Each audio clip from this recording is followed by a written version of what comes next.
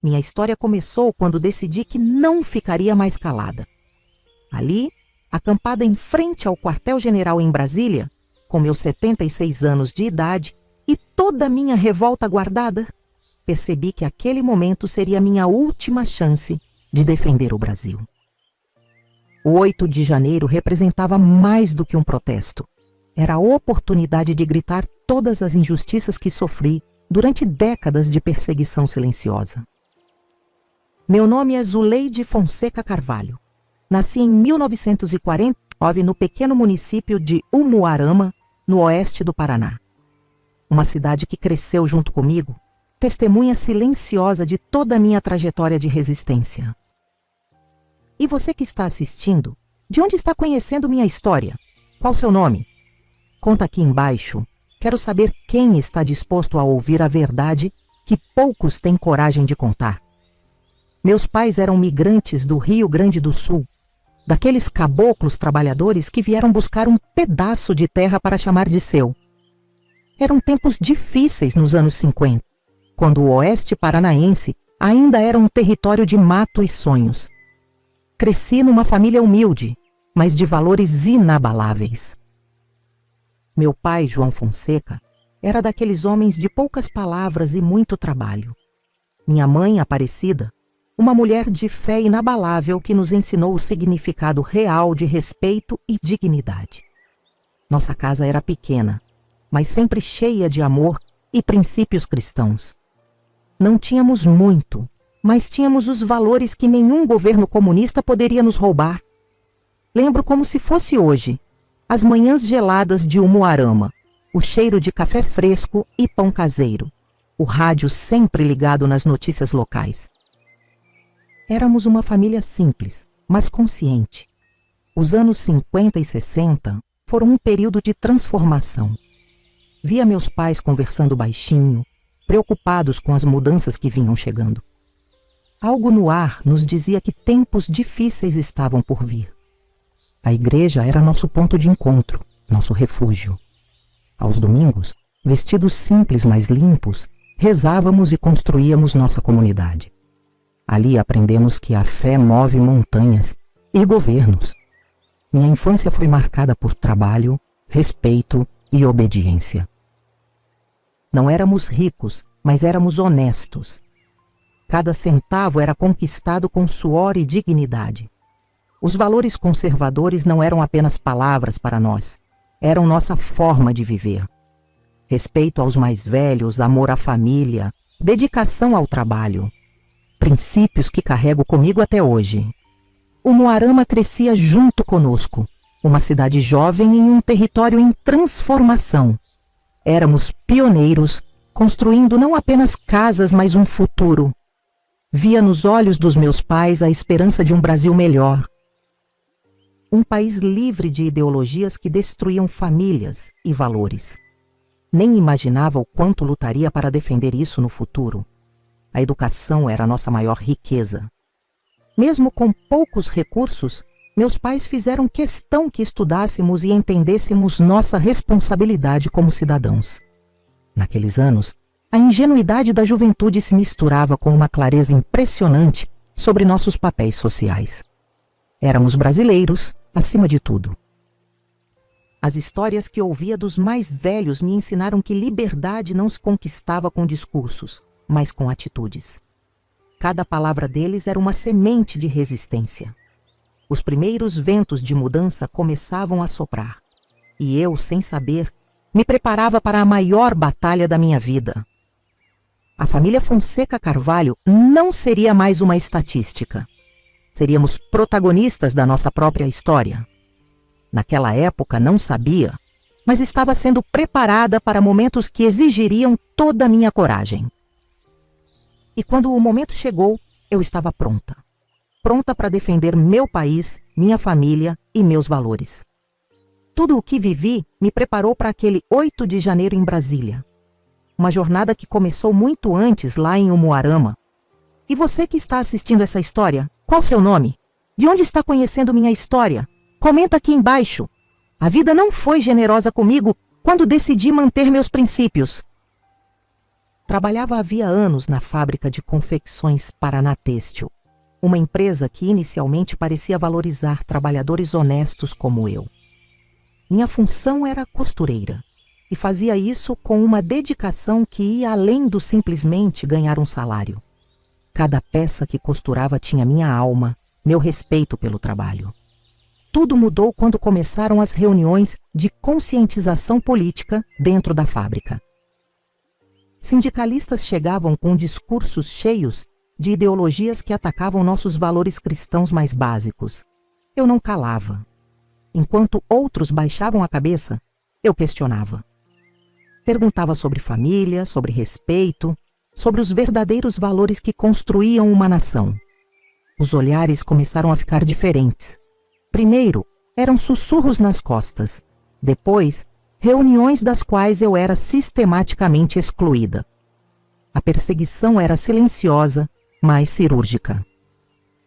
Começaram a me dar as piores máquinas, os trabalhos mais difíceis, na tentativa de me fazer desistir. Meu marido me apoiava. Zuleide, ele dizia, não abra mão dos seus princípios. E eu não abri, custasse o que custasse. A demissão veio como uma sentença. Alegaram inadequação ao ambiente de trabalho, mas todos sabiam a verdadeira razão. Eu defendia meus valores cristãos. De repente, me vi sozinha, com 5 filhos para sustentar e nenhuma perspectiva de emprego na região. Os sindicatos haviam me pintado como uma espécie de pária. Mas Deus nunca me abandonou. Montei uma pequena oficina de costura dentro da minha própria casa. Cada máquina comprada com sacrifício, cada linha um ato de resistência, trabalhava dia e noite. Consertava roupas, fazia uniformes, criava peças sob medida. Minha família passou fome? Passou. Mas nunca perdemos a dignidade. Os filhos ajudavam. Um segurava o tecido, outro passava a ferro, outro cuidava dos mais novos. Éramos uma equipe de sobrevivência. Os sindicatos tentaram boicotar meu pequeno negócio. Espalhavam rumores, impediam que eu conseguisse fornecedores. Mas a força de uma mãe é maior que qualquer perseguição. Lembro de noites em claro, costurando, rezando, alimentando 5 bocas com o produto do meu trabalho honesto. Nenhum político, nenhum sindicalista poderia me derrubar. A perseguição era constante. Vizinhos que antes me cumprimentavam agora desviavam o olhar. Mas eu me mantive firme, com a cabeça erguida. Minha fé me sustentava. Cada ponto dado na máquina de costura era uma oportunidade de mostrar que trabalho duro vence qualquer ideologia. Os anos se passaram. Meu pequeno negócio cresceu. Não por favor de ninguém, mas pelo meu esforço, minha garra. Se você quer fortalecer esse levante patriótico, se inscreva no canal. Juntos, podemos mostrar que valores cristãos e trabalho honesto sempre vencem. Os sacrifícios de uma mãe não têm limite. Depois da demissão, transformei minha sala em uma pequena oficina de costura, onde cada centímetro de espaço era usado com precisão de sobrevivência. Trabalhar informalmente era a minha única saída. As máquinas de costura antigas, compradas em prestações que pareciam intermináveis, eram minha fonte de sustento e dignidade. Meus 5 filhos cresceram vendo a luta diária. Não tínhamos luxo, mas tínhamos amor e determinação. Cada roupa costurada representava um prato de comida, um caderno novo, um par de sapatos. As noites eram longas. Enquanto as crianças dormiam, eu costurava. O barulho da máquina de costura era a nossa música de fundo, o som da resistência. Nem sempre foi fácil. Houve dias em que não sabíamos se comeríamos. Mas a fé e a coragem nos mantinham unidos. Nunca deixamos que a miséria nos abatesse. Meu marido João também contribuía. Fazia bicos, pegava qualquer trabalho para ajudar. Éramos um time, uma família, que se apoiava mutuamente contra todas as adversidades. As roupas que costurava iam desde uniformes escolares até vestidos de festa. Cada peça era um desafio, cada cliente uma nova esperança de sobrevivência. Os filhos cresciam e ajudavam. Um segurava o tecido, outro passava ferro, outro cuidava dos mais novos. Éramos uma pequena fábrica ambulante dentro de casa. A educação sempre foi prioridade. Mesmo com poucos recursos, garantimos que todos estudassem. Sacrificávamos qualquer coisa pelos estudos das crianças. As dificuldades nos aproximavam. Não tínhamos tempo para discussões ou desânimo. Éramos soldados da própria sobrevivência. Umuarama era uma cidade pequena, onde todos se conheciam. As fofocas sobre nossa situação eram constantes, mas não nos abalávamos. Nossos valores cristãos nos sustentavam. A igreja era nosso refúgio, nosso ponto de apoio quando tudo parecia desmoronar. As crianças aprenderam o valor do trabalho observando nossa luta diária. Não éramos ricos, mas éramos ricos em dignidade e amor. Cada centavo era contado, cada recurso era otimizado. Não desperdiçávamos nada. A criatividade era a nossa maior ferramenta de sobrevivência. Os vestidos de festa que costurava aos sábados pagavam o material escolar da semana. Cada ponto era calculado com precisão de sobrevivência. A fé nos mantinha esperançosos. Acreditávamos que dias melhores viriam, e vieram. Não por acaso, mas por nossa determinação. Os filhos cresceram fortes, determinados, conhecedores do valor do trabalho honesto. Nenhum se perdeu, nenhum se entregou às facilidades.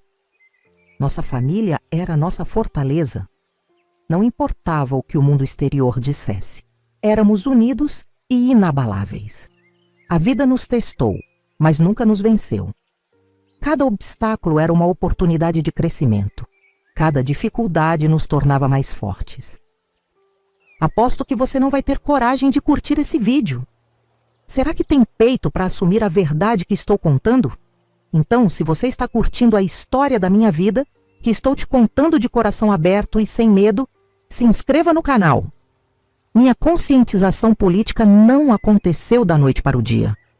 Foi um processo lento, doloroso, construído através de injustiças e observações silenciosas sobre o que estava acontecendo no meu país. A igreja sempre foi meu primeiro território de resistência. Nas reuniões de senhoras, começamos a perceber como os valores cristãos estavam sendo sistematicamente atacados por movimentos políticos. Nosso grupo de oração transformou-se em um núcleo de debate. Não éramos mais apenas senhoras rezando, éramos guerreiras defendendo nossa fé e nossos princípios. Comecei a participar de grupos conservadores locais. Inicialmente com medo, depois com uma coragem que nem eu imaginava ter. Cada reunião era uma aula de cidadania verdadeira. As discussões eram intensas.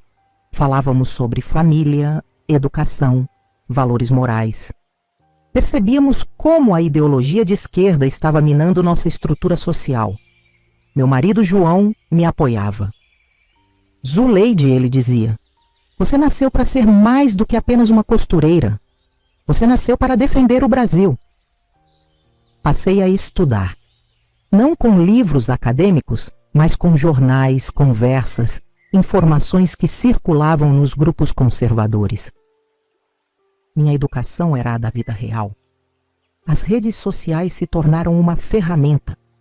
Compartilhava vídeos, textos, denunciava as manobras que estavam destruindo nossa nação. Minha voz, antes silenciosa, agora era um grito de resistência. Participava de eventos religiosos que se transformavam em manifestações políticas. Nossa fé era nosso combustível, nossa bandeira verde e amarela, nosso escudo. Percebi que não bastava apenas sofrer, era preciso agir. Cada panfleto distribuído, cada conversa com vizinhos, cada reunião era um ato de resistência. Os movimentos conservadores me acolheram. Não mais via minha história como individual, mas como parte de uma luta coletiva pelo Brasil. Comecei a entender que nossa luta era maior do que perseguições pessoais. Era uma batalha pela alma do nosso país, pelos valores que nos foram ensinados. As reuniões na igreja, antes focadas apenas em oração, agora discutiam política, educação, os rumos da nação. Éramos um exército silencioso de senhoras guerreiras. Meus filhos começaram a entender minha transformação. Viam que não era mais apenas uma mãe costureira, mas uma militante, uma defensora de princípios. A cada dia me tornava mais forte, mais consciente. Os ataques que antes me assustavam, agora me motivavam. Cada injustiça era combustível para minha militância. Os grupos conservadores me deram uma nova perspectiva. Não éramos vítimas, éramos soldados de uma guerra ideológica pelo futuro do Brasil. Passei a denunciar, a questionar, a me posicionar. Minha oficina de costura já não era apenas um local de trabalho, mas um território de resistência. A militância me transformou.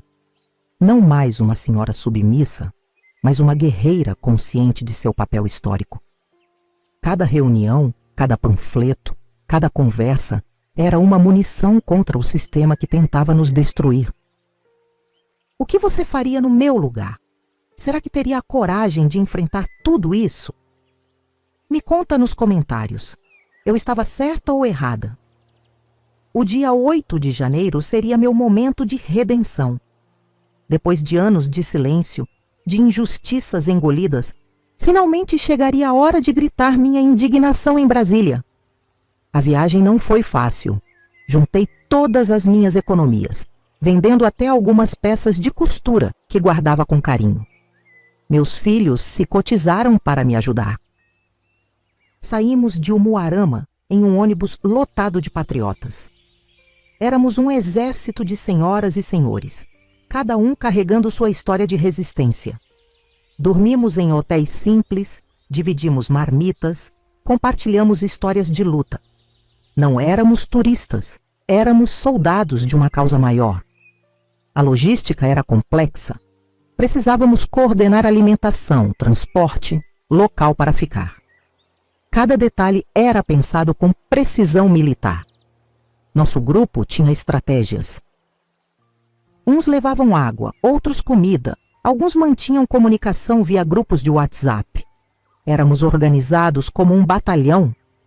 As bandeiras do Brasil eram nosso maior orgulho. Verde e amarelo em todos os lugares, símbolos de nossa esperança e nosso amor pela pátria. Chegamos em Brasília com o coração aos pulos. O quartel-general seria nosso palco de protesto, nossa trincheira de resistência. A cidade parecia nos aguardar. Cada rua, cada prédio eram testemunhas silenciosas da nossa luta histórica. Montamos nossos acampamentos com disciplina. Barracas, cobertores, mantimentos. Estávamos preparados para ficar o tempo que fosse necessário. O frio de Brasília era diferente. Não nos intimidava. Nosso fogo interno era muito mais quente que qualquer temperatura. Conversávamos sem parar. Cada história era uma munição contra o sistema. Compartilhávamos experiências de décadas de resistência. Os jovens que nos apoiavam nos olhavam como heróis. Éramos a prova viva de que a resistência tinha rosto, tinha idade, tinha história. Nossos gritos ecoavam. Liberdade, pela família, pelo Brasil. Não éramos mais um grupo, éramos um movimento. Os policiais nos observavam, alguns com respeito, outros com desconfiança. Mas estávamos prontos para qualquer cenário. Cada momento era registrado. Celulares, câmeras, transmissões ao vivo. Queríamos que o mundo nos visse, nos ouvisse. A praça em frente ao quartel-general era a nossa trincheira. Nossos corpos, nossa única arma, nossa determinação, nossa munição. Rezávamos, cantávamos o hino nacional, abraçávamos a bandeira. Éramos a esperança de um Brasil que não se rendia. As horas passavam, mas nossa energia não diminuía. Estávamos ali por uma causa maior que nós mesmos. Eu sou Zuleide Fonseca Carvalho, e essa é a história da minha vida de patriota. Se quer mais histórias como a minha, histórias de verdade, de coragem e resistência, Se inscreva agora no canal Direita na Mídia. Não perca os próximos dos nossos irmãos de luta.